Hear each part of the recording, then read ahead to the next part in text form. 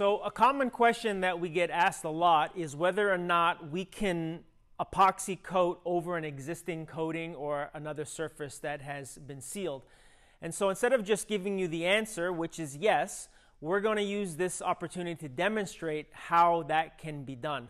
So the first thing that we're going to do is really treat this like as if it was a raw concrete surface, and we're going to abrade the surface and get it ready to receive the primer that will go on top of this. Now in this case here, we're using a regular floor buffing machine that you can rent at any of your local rental stores, and we are using our diamond puck grinding system on this machine. As you can see, we've got the 5 pucks on here. You can add up to 6 that come with it. It's on our Velcro disc that holds the pucks in place. And then we also have our dust skirt, which is hooked up to our shop vac, and it really does a nice job of keeping the dust at a minimum. So we're going to carry on with the prep process here and get it ready for the recoat of our next epoxy coating.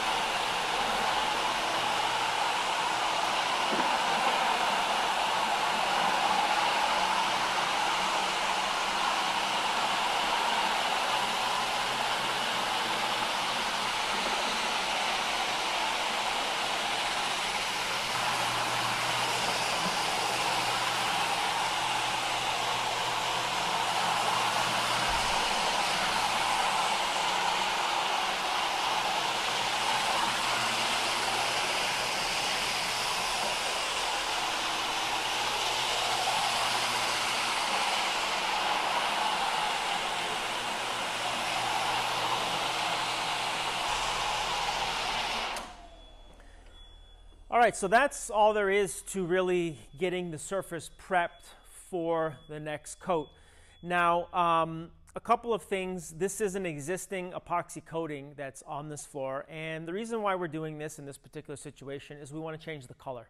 So it's one of the reasons why people call us and ask us if they can go over top of an existing coating as it is, or do they have to remove the coating in order to put down another coat or change the color or the design or what have you. So the answer to the question is yes. However, the existing coating cannot be failing.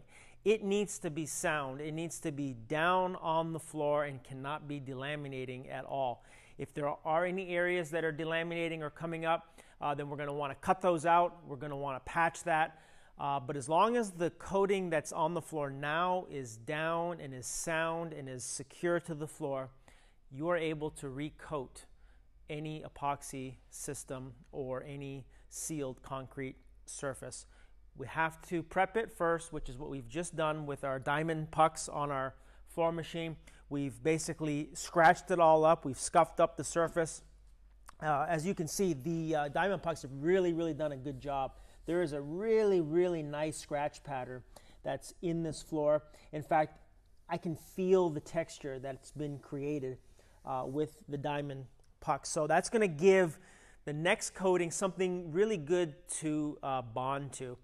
But of course, there's a layer of dust on the floor right now, so we have to clean that up first before we can start the primer process. So I'm going to go ahead now and I'm going to vacuum up the entire floor, and then I'm going to clean it up even further by mopping it, and we're going to show you how we do that.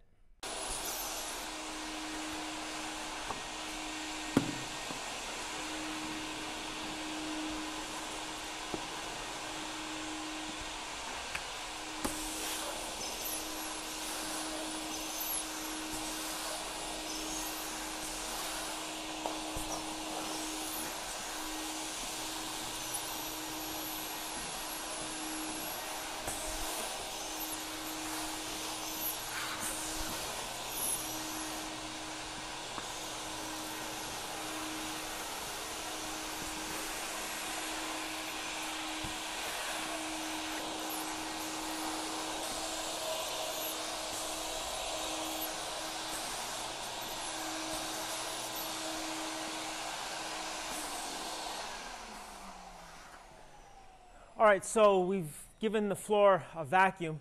Now, you notice when we were grinding it, we had the machine hooked up to our dust skirt attachment to our shop vac. There was no airborne dust, and there was really very little dust that it created, even on the surface, because we weren't trying to remove the coating. We were happy with the way it was bonded to the surface. We were just trying to create a profile for the next coat. So we vacuumed it to get the little bit of dust off. There probably still is a little bit of dust left. So what we're going to do now is mop the floor. And there are a few different options of how we can do that. We can use denatured alcohol if we are wanting to start the coating right away, because the denatured alcohol evaporates very quickly and will not leave any moisture in the surface. So if we are wanting to get this job done as fast as we can, we're going to use denatured alcohol to clean the floor. In this case, though, we're not in a rush. We're going to mop this out with water, a damp mop, and we're going to allow it to dry overnight before we start the application of any coating. So it's just simply a mop, a bucket, and some water. And again, we're not flooding the surface. We're not going to leave any puddles behind. We're simply just using a damp mop here, and this is just a little bit of extra insurance here that we are getting all of the dust up out of the floor, because the dust is going to be a bond breaker for the next coating, and we don't want that, of course. So we're just going to make sure that we've gotten the dust up, and we'll probably go ahead and clean the water out of our bucket and mop this floor 2 or 3 times, and then we're going to let it dry real thoroughly overnight.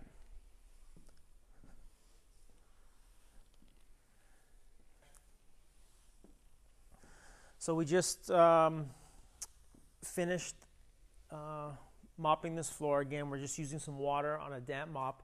And again, water is okay to use if you're willing to wait to let the floor thoroughly dry. In this case, we're going to let it dry overnight. We're not in any hurry to get this project finished. If we wanted to speed up the process, we would be doing this with denatured alcohol, perhaps using some kind of like a microfiber type applicator, going over the floor 2 or 3 times, getting up any little bits of remaining dust that might still be in the profile that we've created as we did the grinding. But again, in this case, we damp mopped it with some water. We're going to let this thing dry overnight, and then we're going to come back tomorrow and we're going to start the priming process. All right, so it's time for us to mix up our primer. Now, we're out here in a different room because we don't want to get anything on the floor in the room that we just prepped. We don't want any unnecessary dust or anything to be stirred up. So we're going to prime the floor with our EPE 300 water-based epoxy primer. In this case, we're going to use black. We recommend black for most of the metallic finishes. They really just help to amplify and pop the color just a little bit more. It's a very simple mix. It's a 4-to-1 mix, so it's 4 parts of part A, and it's 1 part of the part B hardener.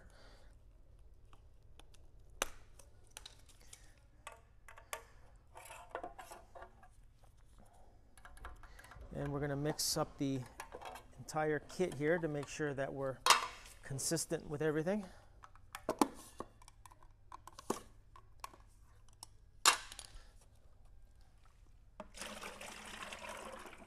So we'll simply dump that into our mixing container. And then we're going to go ahead and we're going to add our hardener here. So again, it's a 4-to-1 mix, which means that there's 1 gallon of the A part, and then there's a 1/4 gallon of the B part. Add it all together, we have a 1.25 gallon kit. So we add that hardener to it, and then we're going to add the recommended amount of water to the mix. It's cold water. You can add up to 64 ounces of water to the mix, and the water just really helps to suck down into the concrete, absorb faster, easier, better, give us better adhesion.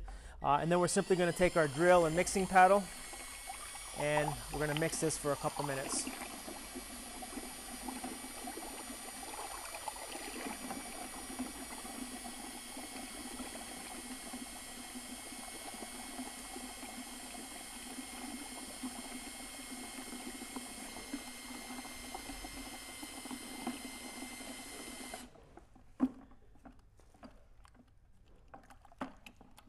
I'm just making sure that I'm scraping the bottom of the bucket with the paddle, just to make sure that none of the hardener is left at the bottom.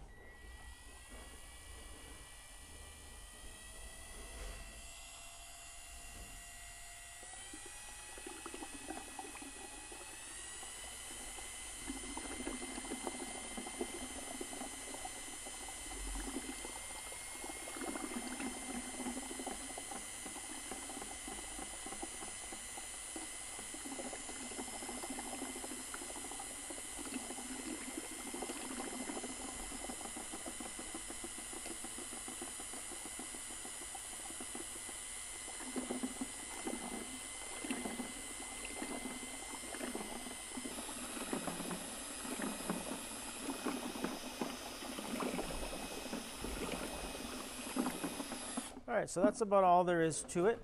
We're going to take it now over to our application area, and we're going to get this on the floor. So our surface is prepared and ready for the primer. You can still see the profile that we've created when we did the grinding on the surface. There's no moisture because we allowed it to dry overnight. And now we're going to put down the primer. Now the primer is a super easy product to use. It has an extremely long working time. There are several different ways that you can put down the primer. You can pour puddles, squeegee it, and back roll it, or you could dip and roll out of a tray. But I'm going to show you what I think is the easiest way to do it, and also probably the fastest way to install the primer, and that's simply by just pouring out a bead of it onto the floor and then using our rollers to roll it into place. Now, one thing to keep in mind is that this is a very thin coating. This kit of 1.25 gallons of primer that we just mixed will do about 500 square feet. So it's a very thin coating that goes down on the floor. Thus the reason why sometimes squeegeeing and back rolling isn't necessarily the best way, because it can tend to leave a little bit more material on the floor than we need. So what I'm going to do here is I'm going to start off, I'm going to pour just a little bead of it out onto the concrete here, or out onto the floor, whichever you happen to be working on. I'm going to start off by getting my edge roller really saturated, and then I'm going to roll it into place here. the edges will take about as long as it does to roll out the rest of the floor.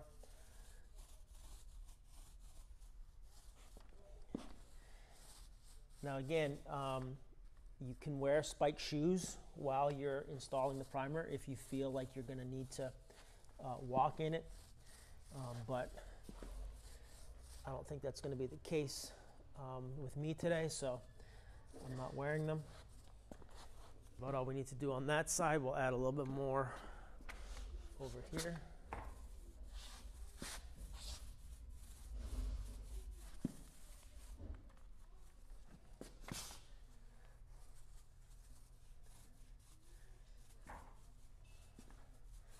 So again, the primer is totally different than the metallic epoxy that we're going to put on top of this.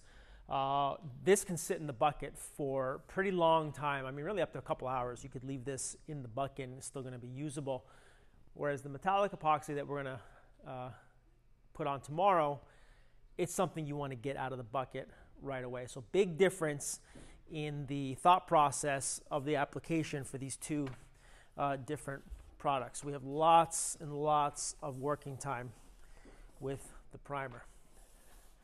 So as always, our roller at the beginning is going to soak up a lot of the product.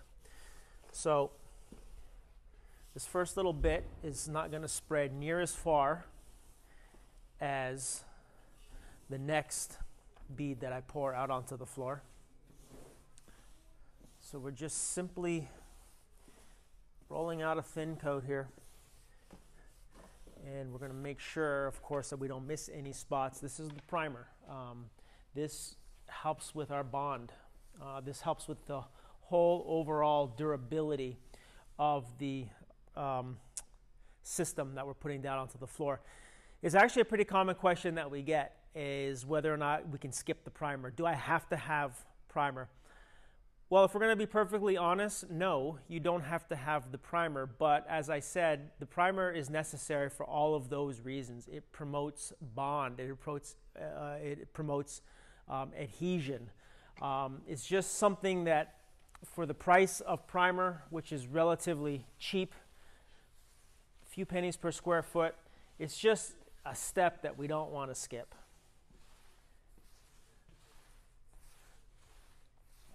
All right, so that's all I'm going to get out of that bead that I put on the floor there. So now I'm going to do my next one, and you're going to see that now, because of the roller has been saturated with product, this next batch is going to go much further. So I'm going to go maybe right about here.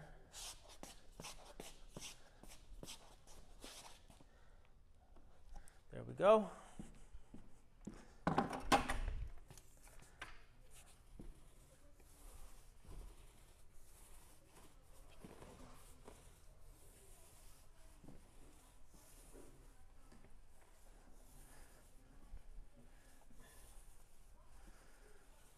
So yeah, it really starts to spread easy now.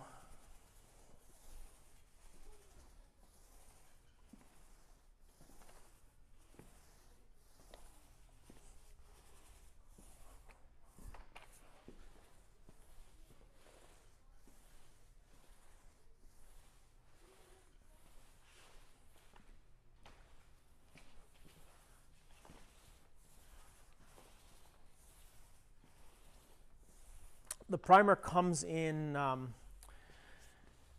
couple different colors, white and black. We find that using black as a base kind of just really helps to, amplify the colors of the metallic pigments that we're going to put on top of this. There's a few exceptions where we would use white, and that would be, say, if we're trying to do like a pearl floor and we're trying to keep the floor as pearly white as possible, we would go with the white, but almost always we're going to use black as our base. So let me go ahead and pour the next bead out here on the floor. Now I need to catch up a little bit with my edges.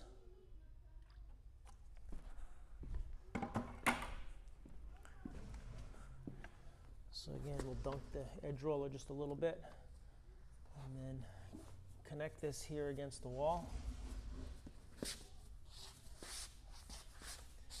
And now that my edge roller is saturated, you can see how much more I'm able to get out of it.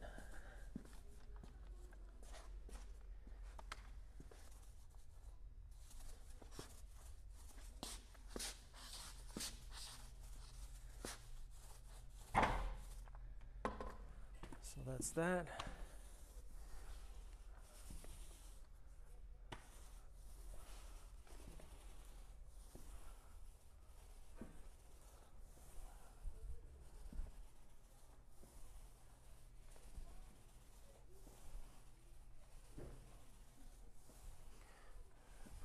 So if you're doing a real small floor like this one is, you see by rolling the edges and the field here, it still goes quick. But if you were on a big project and you had, say, 3 people, one person cutting in the edges, one person rolling out the beads on the floor, and another person using this 18-inch roller to roll it, you could see how fast you could do thousands of square feet. So the priming process it's a very easy and quick process.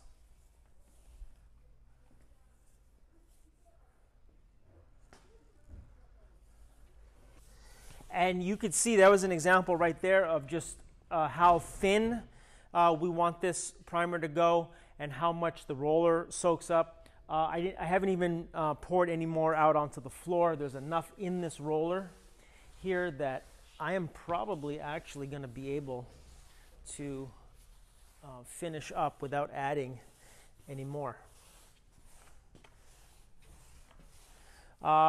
This is going to take, you know, depending on temperatures in the room that you're working at, humidity, things like that, generally about 2 to 4 hours is what it takes for the primer to dry. We've seen it dry sometimes in 30 minutes. Sometimes it takes, you know, 5 or 6 hours, but you want to make sure that this primer is dry, and that typically will take somewhere between the 2 and the 4 hour mark.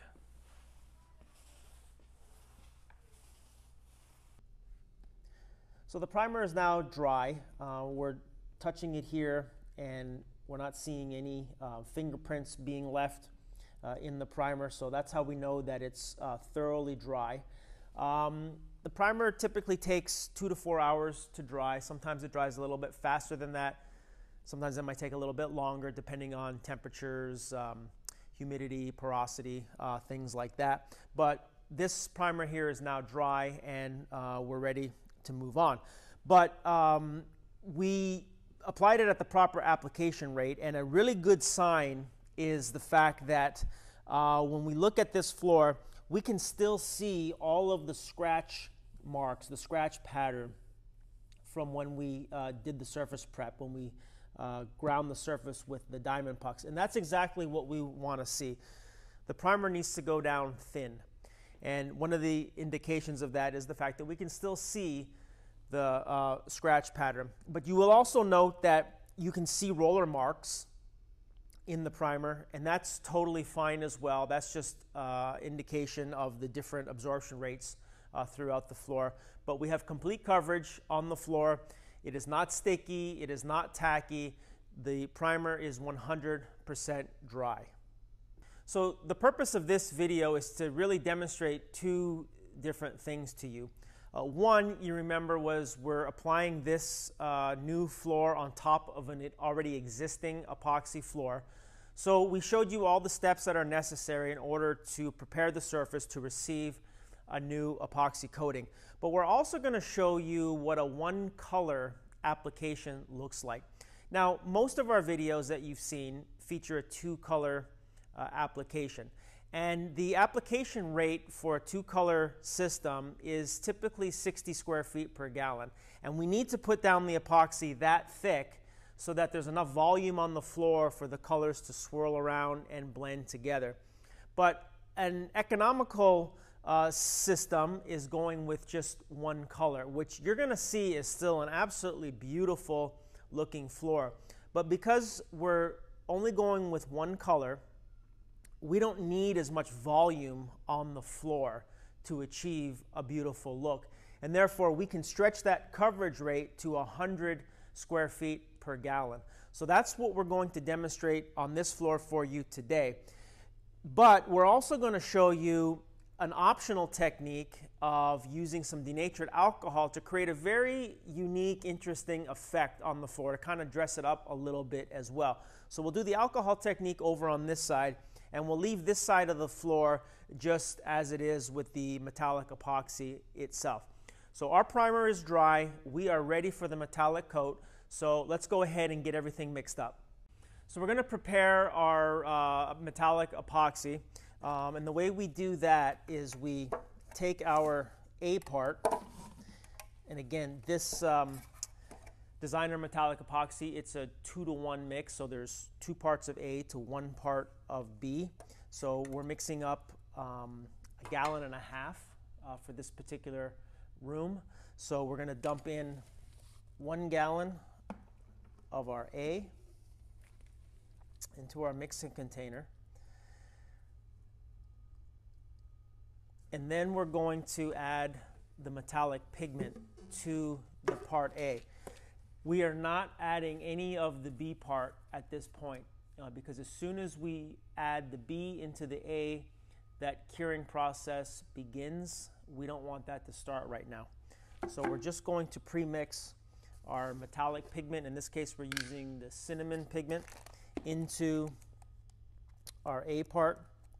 So we recommend 1 jar of the metallic pigment for each 3-gallon kit. So in this case, we're using 1.5 gallons right now for this particular floor. So we're going to use about half of the jar of the metallic pigment. So it's just a matter of simply adding it in to our mix. That's about half right there. And then we're going to mix this for about 10 minutes. Because we want this to be thoroughly mixed in the epoxy. Now, if we were doing a much larger project and we had multiple kits of the metallic epoxy, we would be doing all of the mixing of the pigment at this point in time. So, for example, if our floor was going to take 10 3-gallon kits of the metallic epoxy, we would have 10 buckets lined up, and we would be adding the A parts into the buckets, and we would be adding the pigments into those 10 buckets and mixing each one for about 10 minutes, getting them ready to be applied to the floor. Once we start the floor, we don't have time to stop and mix up batches, spending all of that time mixing the pigment correctly. So we're going to get this part of it done now, so that way all we have to do later is add our B parts. So it's very simply just a matter of mixing it with our drill and paddle.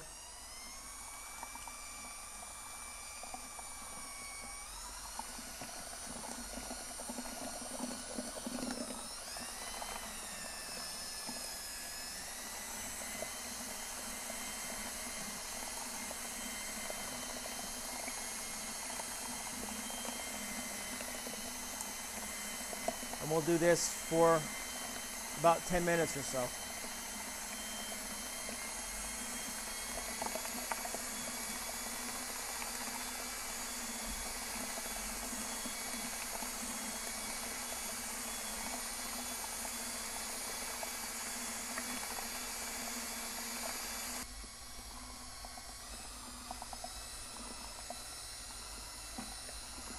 All right, so that's all we need to do in order to mix the metallic pigment. So we're ready now to apply the metallic epoxy to our floor. So it's at this point that we're going to add the B. Now again, going back to our example before, if we had 10 kits that were needed for doing this floor, we would have 10 buckets lined up. All of them would be filled with the A parts for each kit. We would have our metallic pigments already mixed in, and now we would be adding the B component to just the first bucket. We would take that bucket, we would put it onto the floor, we would come back, we would add the B part to the next bucket, and so on and so forth.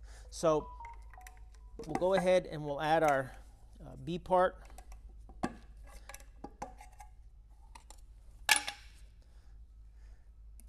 Again, it's a 2-to-1 mix, so we had a gallon of our A in there. Now we've just added a half a gallon of our Part B hardener.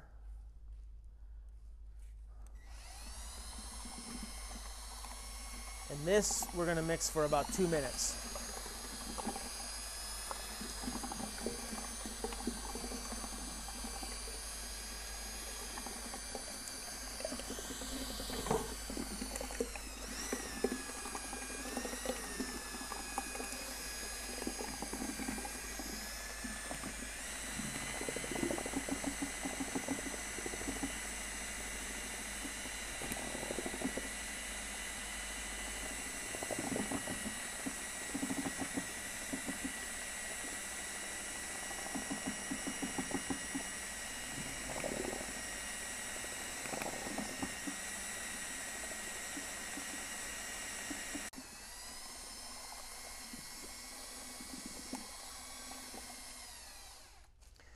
All right, so that's all we need to do in order to mix it. We pre-mixed our pigment in the A part. We just added our B.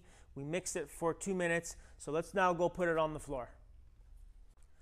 All right, so we have our mix of metallic epoxy ready. We're going to pour it onto the floor here. And again, we're covering about 150 square feet in this room here. So we're going to be putting down a gallon and a half. And we're simply going to pour some all over the floor.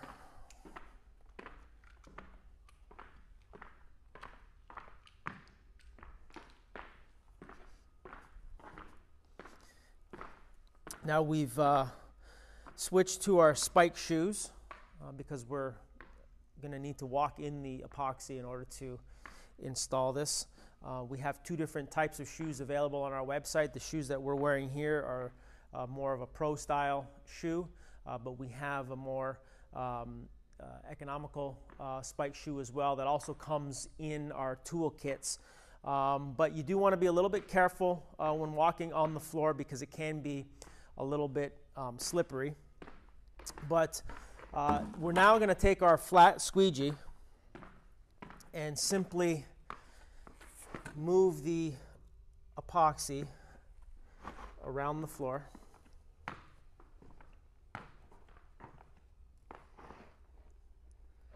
Just like that. And we're not concerned right now with getting the epoxy all the way to our edges up against the wall. We'll get all that when we switch to our roller. Right now we're just kind of moving it around. And we're just carefully walking side to side. I'm not really putting any pressure at all on the squeegee. Just kind of letting the weight of the squeegee do the work.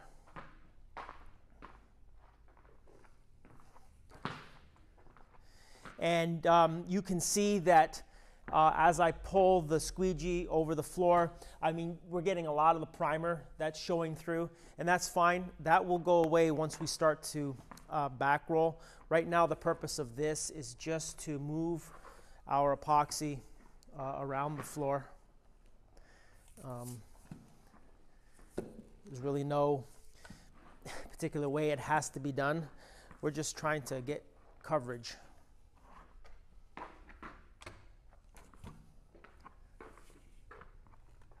And we've got lots of time to work with this product if we install it at the right temperatures.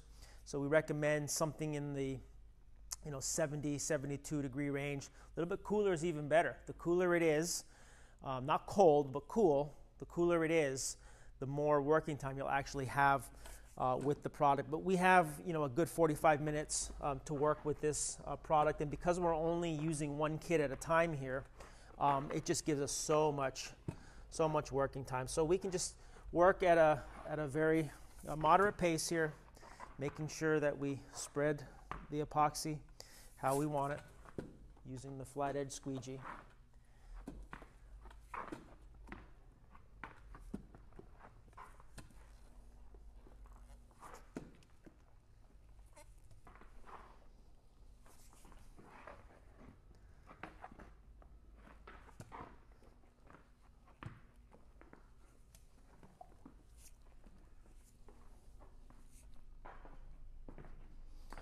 this is going down again at 100 square feet per gallon because we're doing just a single color combination on this floor. We don't need as much volume of material on the floor as we do with two colors because we're not trying to blend two colors. So we're actually able to use less material, which really is going to equate to spending less money on this install.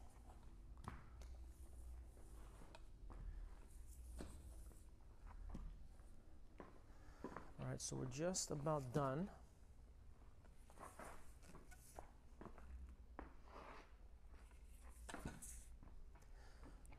So that's good there. Got good coverage everywhere.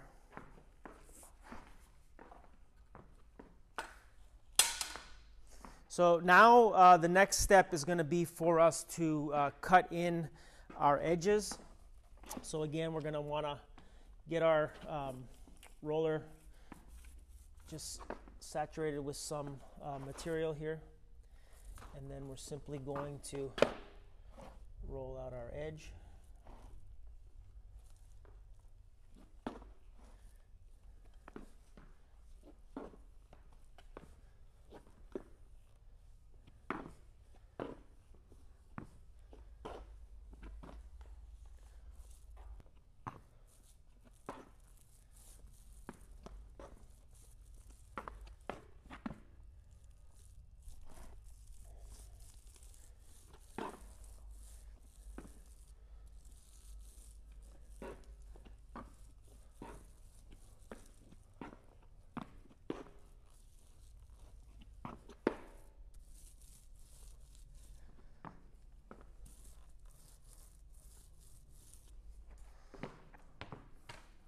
All right, so the edges are all taken care of. Let me just set this smaller roller off to the side. And so now we're using our 18-inch roller. The first thing I'm trying to do is just get it saturated with material. So I found a little puddle here. So we'll just get it nice and saturated because these roller covers, they're 3/8 nap and they really, really soak up the material. So you got to get them a little bit saturated first. And then we're ready to start rolling out the floor.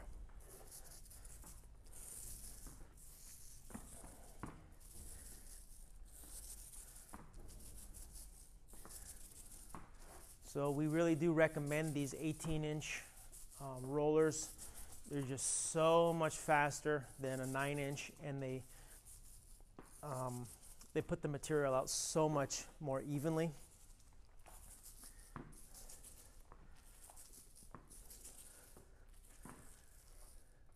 Even on a very small floor, we recommend still using these 18-inch rollers. And again, they are part of the toolkit that we have on our website.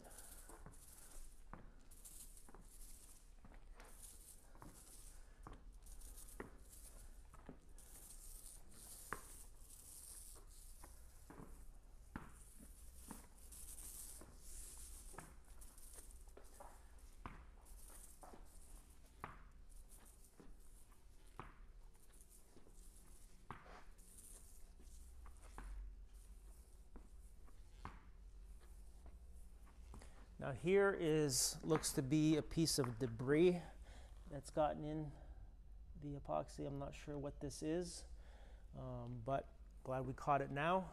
We'll go ahead and get rid of it.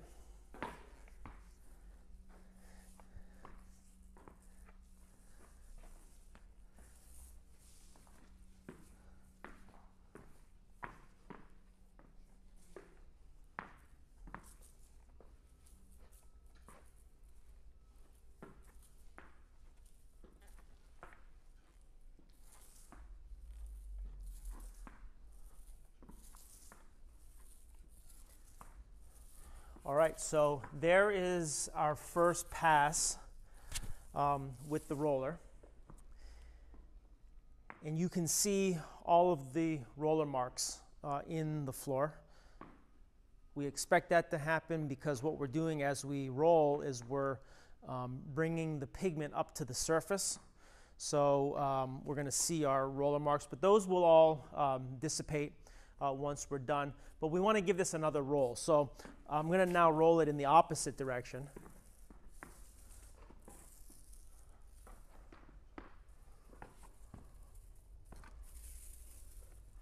This is just going to ensure proper coverage.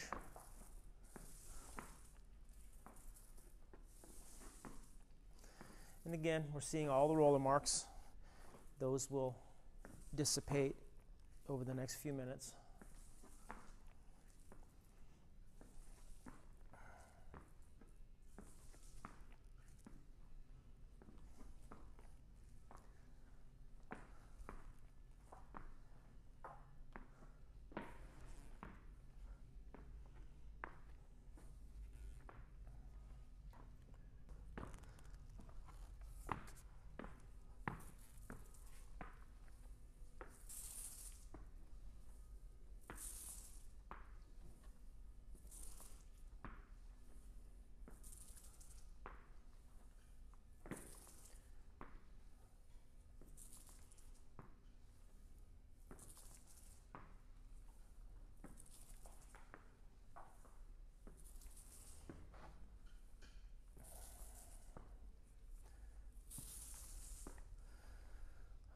All right, so 2 to 3 times is what we want to roll this floor. And here's actually another piece of debris that's in the floor. So it's so important to make sure that your floor is very, very clean, that the surrounding rooms are clean. You want to close the windows, turn off the fans, make sure you don't have vents that are blowing dust and debris, because that will show up in the epoxy. That will create bubbles. It will also, if you have dirt and debris on the floor, it'll also cause those little pigment streaks to form in the floor as well. So being clean is imperative. It's very hard to do, but we want to make sure that we do all we can in order to avoid any dirt and debris from getting into the epoxy. So I'm done with rolling, but as you can see, as I walk, I'm creating marks in the floor with my spiked shoes. So what I want to do is, I know where my exit is for the room here, so I'm just going to kind of roll back over my footprints in order for me to get out of the room.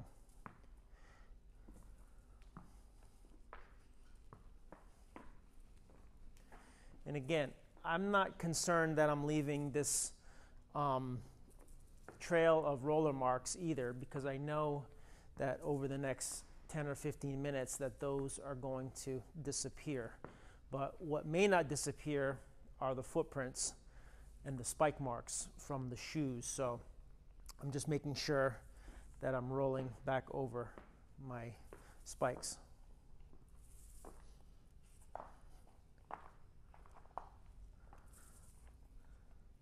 All right, so we just finished the application of the floor. We want to talk about tool cleanup just a little bit. Now, the roller covers are not reusable, they're garbage, so we're just going to get rid of those. But all the other tools that we use, like our squeegee, we can clean this up so that we can use it for another project. There are a few different chemicals that you can use. We're just going to use some denatured alcohol here. I'm going to put some on and then wipe this up. And you can see with the chemicals, the squeegee will just clean right up.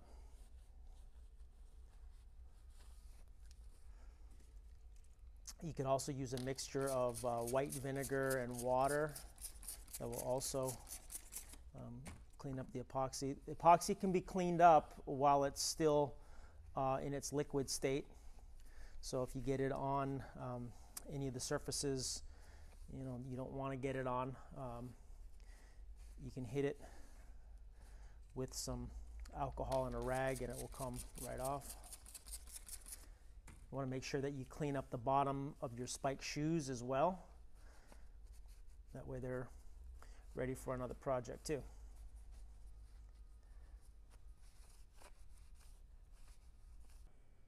So we're demonstrating this one color technique using the cinnamon. And what we're going to do on half of it, just to show you the difference, is spray some denatured alcohol. It creates this really cool, really like mottled effect, adding almost like a textured look to the floor, but it will still be glass smooth. So we basically are going to put it in this type of a spray bottle. I like these ones. They work really, really well. And we don't want a mist. We want droplets. So we want to just randomly spray and let it fall onto the surface.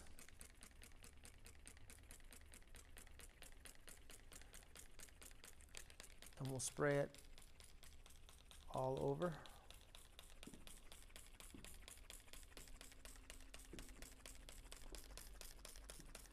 So I'm only going to do this half, so that way tomorrow we're able to come in and we'll see the difference between the two halves. Now, timing is everything with this technique. So what I did was waited about 30 minutes, came in, I sprayed just a little bit in a little corner over here, and I waited about 5 minutes to see if it held the pattern in the floor. If you do it too soon, what happens is all of the epoxy still just kind of runs back together and it erases the effect from the alcohol.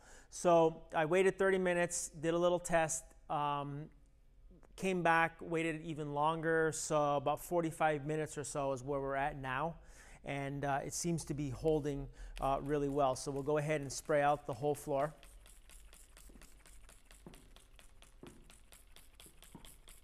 And really, it's a technique that you can kind of do to suit your taste. You can do more, you can do less.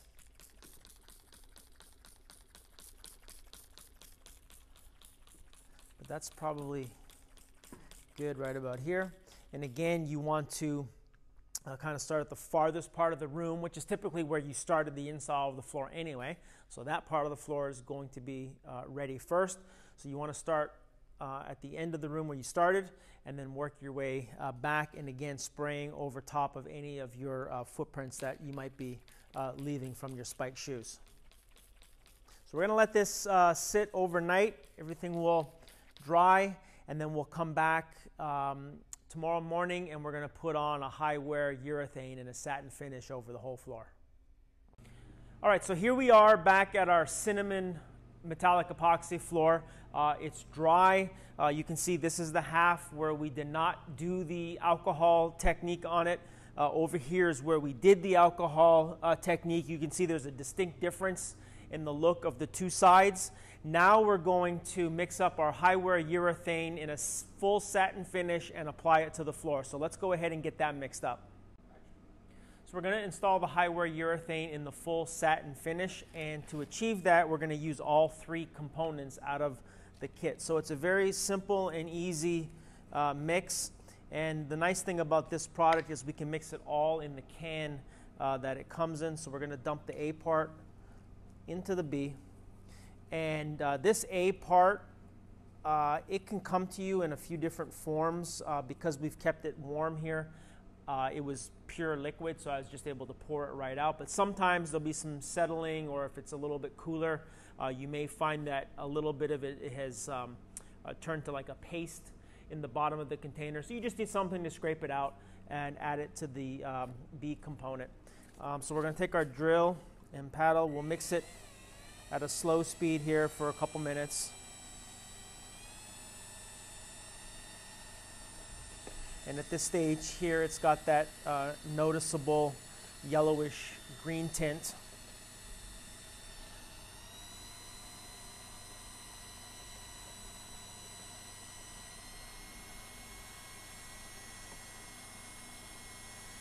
And again, the nice thing is we can mix it right here in this can, so we don't have to waste any other mixing container.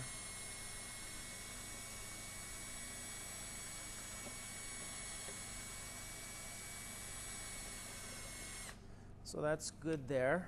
And then now we're going to add in the C component.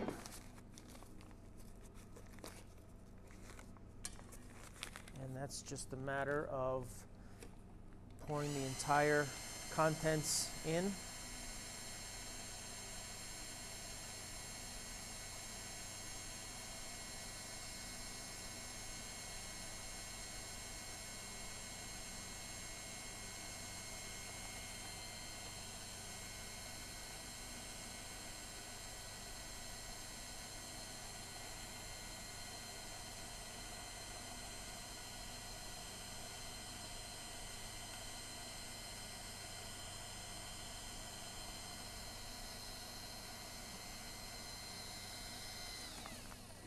Right, and then we'll mix it up for another minute or so here.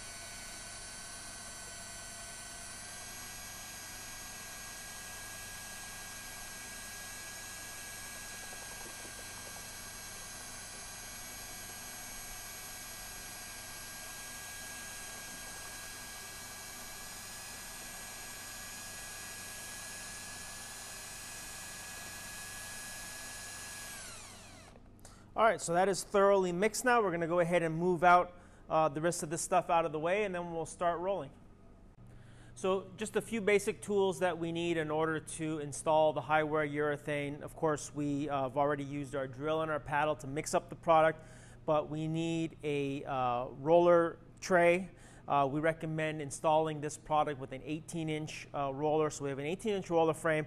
We've put a garbage bag in here to act as a liner, so that way we can reuse the tray for other projects. We have our 3/8 snap 18-inch roller, and then we also have a roller that we're going to use for our edges.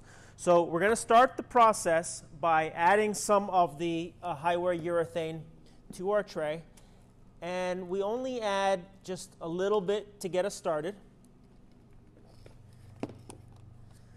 We're going to start off with our edges, so we can dip our roller, and then we can start rolling it on the edges. Now, this product, this 1 gallon of this High Wear Urethane, it is designed to cover 500 square feet. We really want you to put it down at the recommended coverage rate. Now, you can do, 450 somewhere in there, or you can get it down, 550, 600, even in that range. But this is not a high build product. This is not a product that goes down thick. The idea sometimes is that I'm going to put down a nice, thick, heavy coat, and it's going to give me more protection. That is not the case with this High Wear Urethane product. We want it to go down nice and thin at the recommended coverage rate. So we start off with our edges here.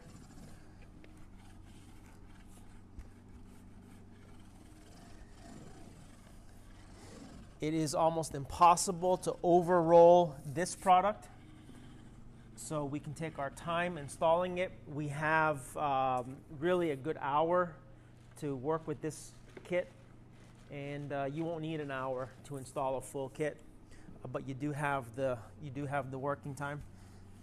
So we'll just continue on our edges here, and we'll get just a portion of the room done.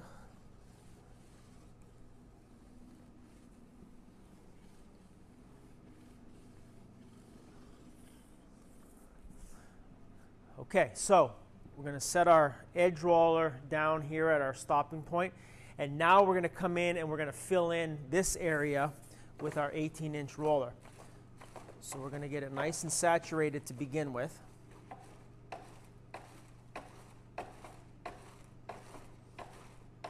And again, we don't want the roller cover dripping because this is a thin coating. So now we're going to start here, and we're going to do about a 4 foot by 4 foot, or maybe a 5 foot by 5 foot section. Right about like that. and then we're going to make sure that we work it in really well. We'll join up with our edges, get everything blended.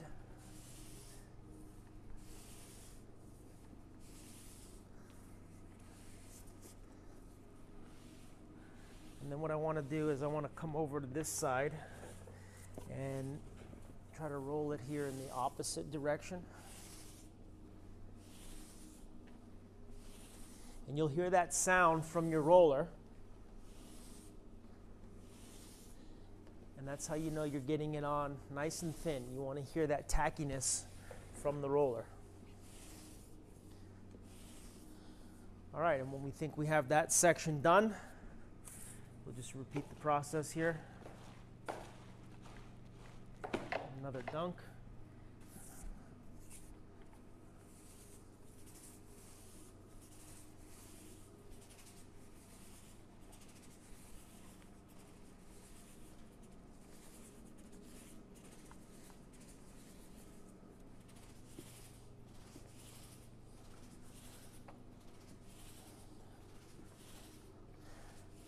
Now, when we installed the metallic epoxy and we were using the squeegee to move the product around, and even when we were back rolling it, we really weren't putting any pressure at all on the roller.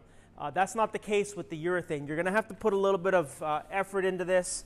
A little bit of pressure gets applied to the roller to help ensure that we're getting it down nice and thin. Again, there is not much volume of product on the surface, so therefore we have to do all of the work to move it around. So now I'm going to re-roll that first section that we did. Again, it's almost impossible to over-roll this product. So we can go over it again, and I'm happy with that. Now, I need to add some more to my tray.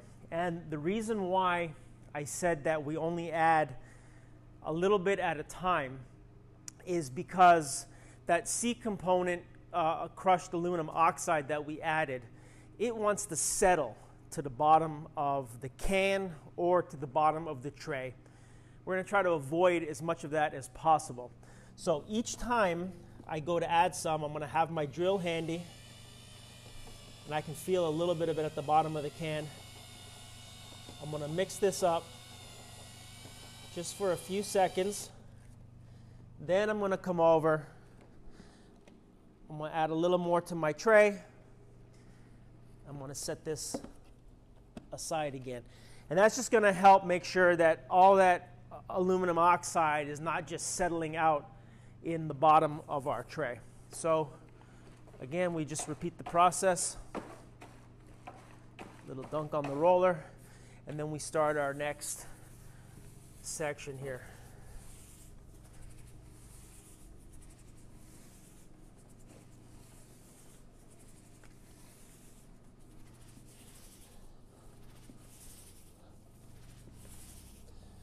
So we roll this up and down several times. And as you can see, I'm rolling into the section that we've already finished up above, and that's fine. So go this way. Let me come and roll the opposite way.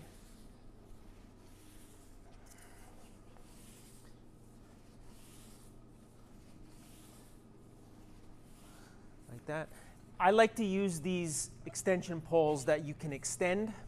A longer one is even better. And then that way, when I'm standing here, I can make sure that I'm rolling nicely up into the previous section, just making sure that everything is getting blended real nicely. And again, you can hear that sound of the roller almost sticking to the product, which is exactly what you want to hear. If we were putting down epoxy, we would not want to hear that sound, but with this high wear urethane, that's exactly what we want to hear. Now, I have a pair of spiked shoes on standby here just in case I feel like I maybe missed a spot or I need to get back up in it and walk in it, but you don't have to. But it's a good idea to have your shoes handy just in case you get halfway through the project and you notice that there's a little spot somewhere that you missed. You'll be able to easily walk back up into it and then roll back over your spike marks, roll back out. But it's not really imperative that you wear spike shoes for the application. So again, we'll dunk our roller.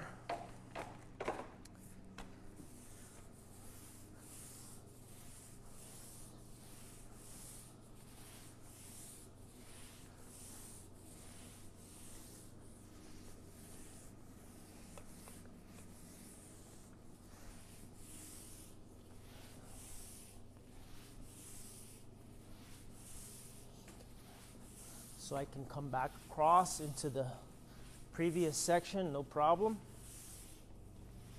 I haven't added any more product. I'm just using my roller to help even things out.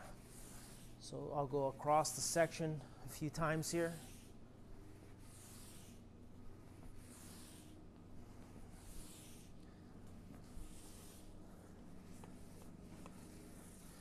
All right, now I want to make sure that I've gotten everything blended well, so I'm going to extend out my pole here and then roll back up into what I've already done.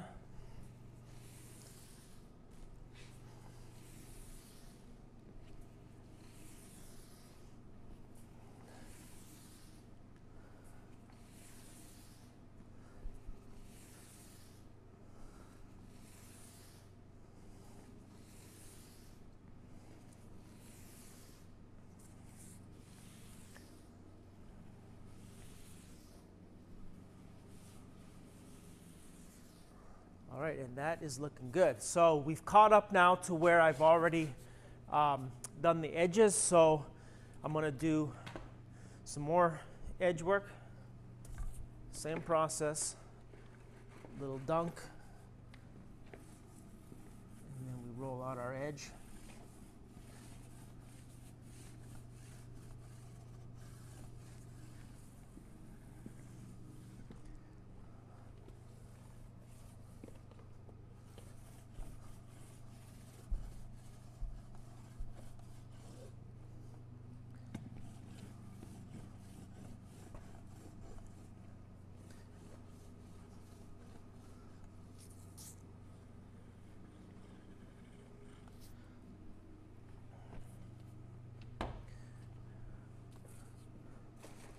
All right, and now we'll come back, and it looks like we're going to be able to get one more dunk out of what we have in the tray here.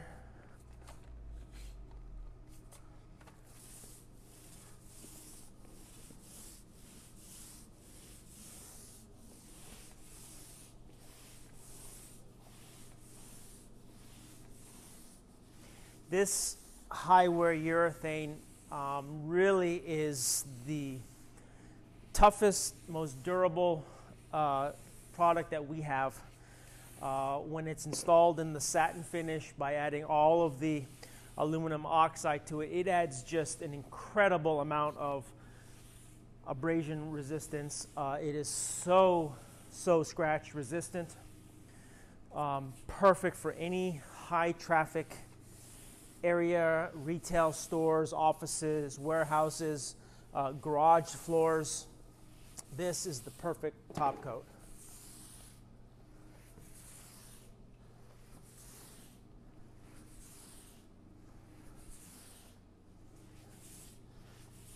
All right. So we'll come and we'll hit it this way as well.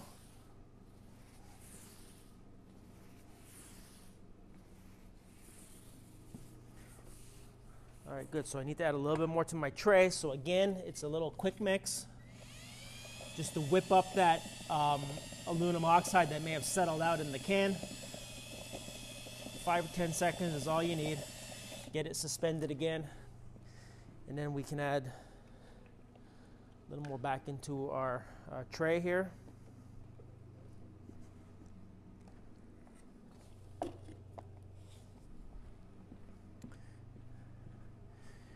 And then we can go for another dunk.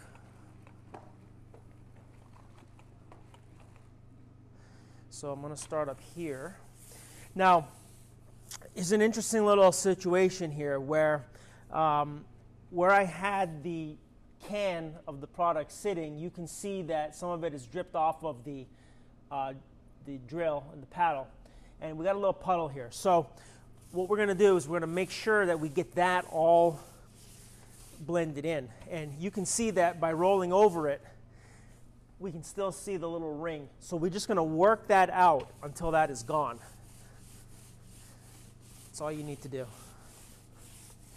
So any little drips that you may get over the floor with the product, just use your roller and make sure you just put a little extra effort into that and just, you know, work it out, and it'll be no problem.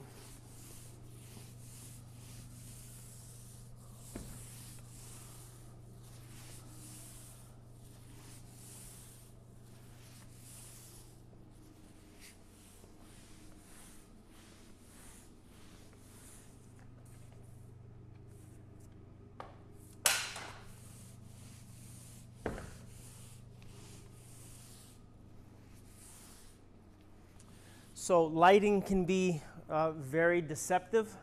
So we're going to make sure that we have the urethane covered everywhere. So it's good to periodically just take a look around, look from different angles, and see if you've missed any spots. If you notice that you've missed a spot that may be a few sections over from what you're working on now, this is where you can put on the spike shoes, have a walk over, take your roller, work out that area, and then kind of roll yourself back out. Again, you have so much working time with this product, and it's almost impossible to over-roll it. So, in fact, the more you roll it, the better. It's just going to ensure that we get it down really, really thin, as recommended. And so really, that's all there is to applying the High Wear Urethane in the full satin finish. We'll come back tomorrow and we'll show you the final result.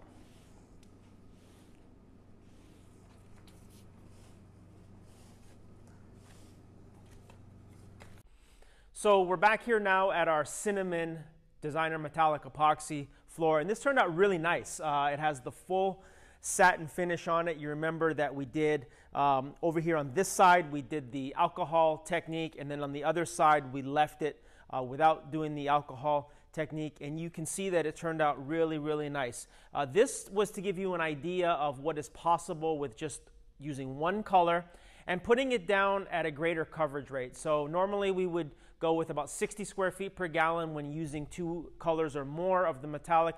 But this is a way to get a designer metallic epoxy floor a little bit cheaper than you would if you were going with a couple of colors. So we went with this coverage rate of about 100 square feet per gallon on this, and you can see the results are still really, really nice. So this is just one way that you can use our designer metallic epoxy floor system. It's great for homes, retail, garage floors.